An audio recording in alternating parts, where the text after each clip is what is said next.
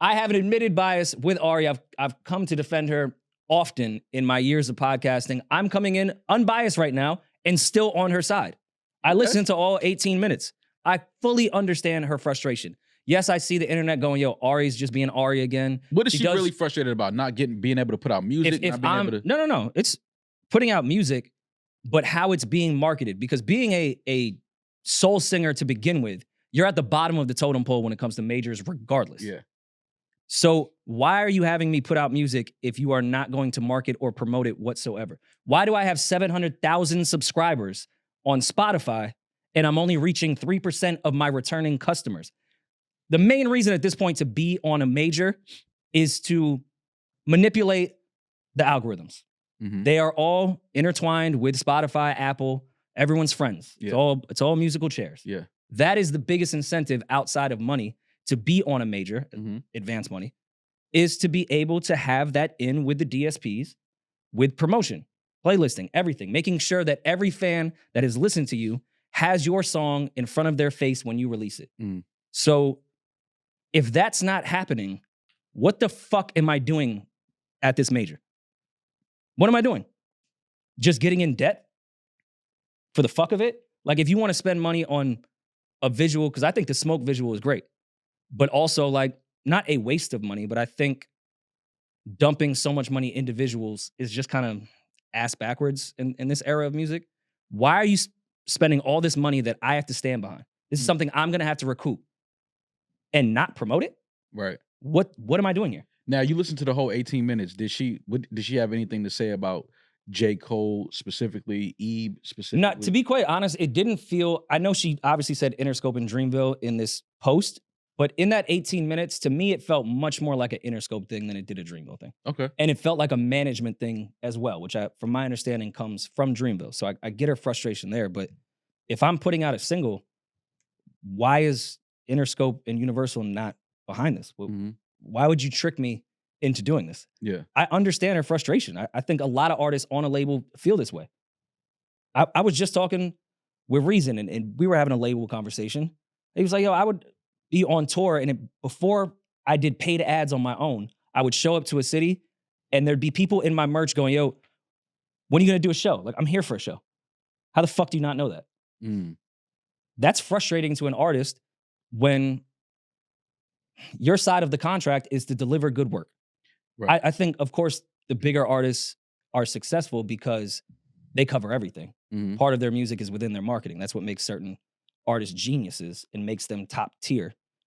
But most artists don't come into this game knowing all that shit. They know how to make music. You're being signed because you're great at making this product. Our agreement is, I get to own your product because I'm going to market it, and then we're going to split the profits. And if you're not doing your end of the deal, yeah, I understand why Ari would go back on social media and be like, why the fuck did you make me do this Smoke video? I get it. Did she? Because I remember the thing happened. I don't know if I missed it or not, but did Dreamville show public support for her after that whole Rod Wave thing on tour? How would one show support? I don't know. Did they release a statement like supporting her, backing her? Just anything. Did she get any support from the label after that situation? But I mean, I guess I'm asking, what support would you be looking? Because she was a little disgruntled about the tour. I believe, right? She wasn't happy about. She had things being thrown at her.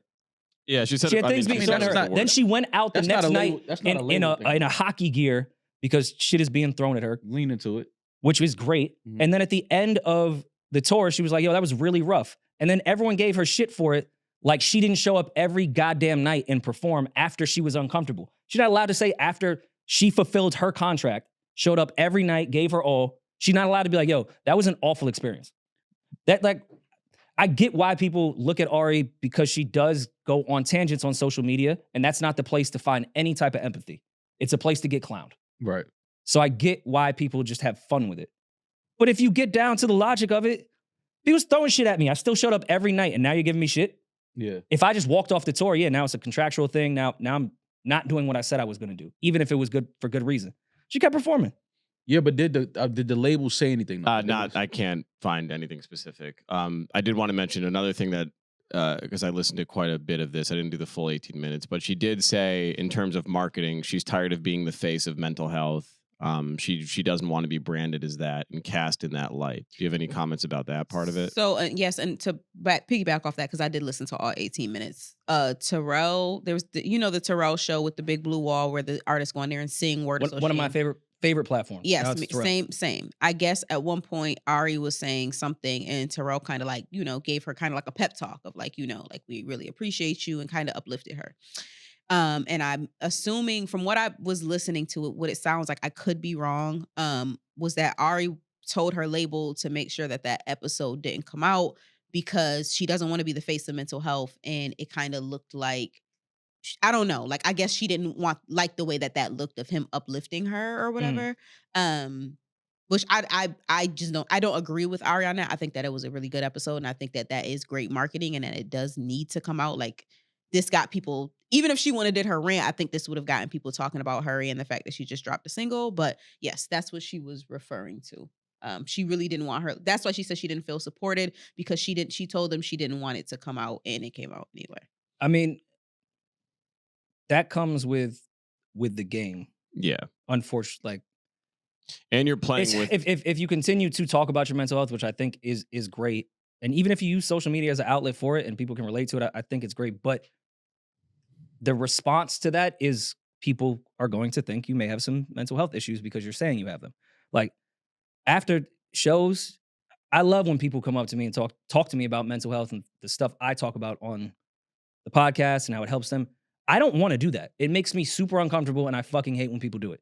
But who am I to say anything? I talk about mental health on this podcast. Mm-hmm. I'm aware of what comes with talking about those subjects. People are going to reply to them. Yeah. And yes, it sucks and it makes me uncomfortable, but I'm a weird fucking person. That's just one of those, like, chalk it up to the game. That's just what comes with this shit. Yeah. But when it comes to my business and you are not holding up your end of the deal by marketing and promoting a single that you guys all agreed was great, we're going to do the mental health video too, and you don't, and I'm doing my own Google spend ads from my crib, and I'm signed to Interscope Records, yes, I'm going to have an issue. And again, we only know what she told us. Interscope could have a whole nother side. Yeah. But I will say to Universal, Warner, Sony, this is the result of laying off 70% of your staff.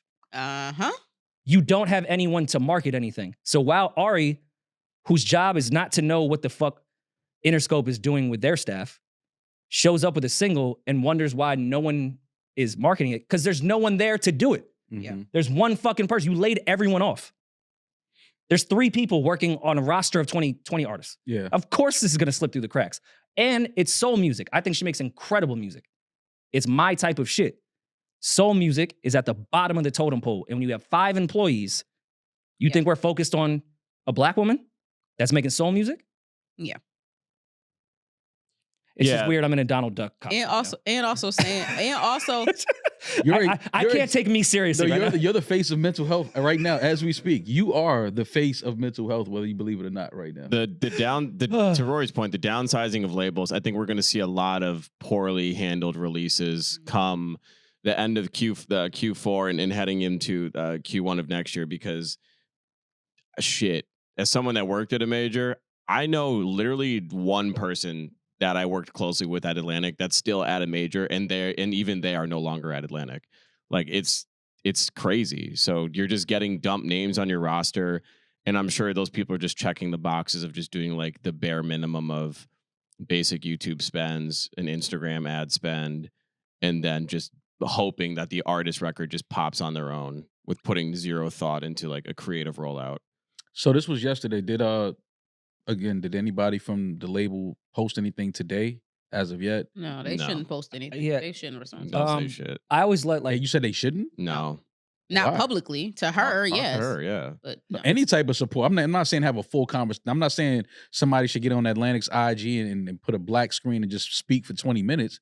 I'm saying any type of post, anything saying, yo, Ari, we support you. We're here for you. They don't owe the public. No, that's for if Ari, we support you, we love you, is a phone call to her. Why you gotta let the public know that? Yeah, like she just Punch let from the public TDE know is they one of wasn't a doing kind shit with for that her. stuff. Like, She did. Punch will get on Twitter and just tell you what's going on. Like, when him and SZA have back and forth and she does rants. But that's been Punch's personality from the start of social media. Punch will get up there and clear things up and talk to the heathens of the timeline. Not everyone feels the need to do that. I like when Punch does it. So But I don't expect Ebe or anyone from Dreamville to then go and explain what's going on. And I'm sure they're having private conversations. I'm not saying explain anything. I'm just saying just post something saying, Ari, we support you, we love you, and we're gonna get through this. Anything. But I just He was in Wayno's comments when he was talking about some shit. He didn't get in Ari's comments last night. That's different. That's not business. This isn't attached to business. First of all, anything that is said on the internet, anything could cause Ari to go off again. Like they gotta handle shit behind closed doors. For sure. But they also have to show some public stance with Ari. Like, yo, listen, we got her. She's family. We love her. Some type of public support. Feel that they need to do that? Because that's their artist. You should publicly support your artist. Am I saying something out of the blue here? You should publicly support your artist. If your artist is publicly saying, I'm not happy here, not saying they have to go through the whole contractual shit online, but they should absolutely release a public statement showing some type of support for Ari. I don't think that's a big ask.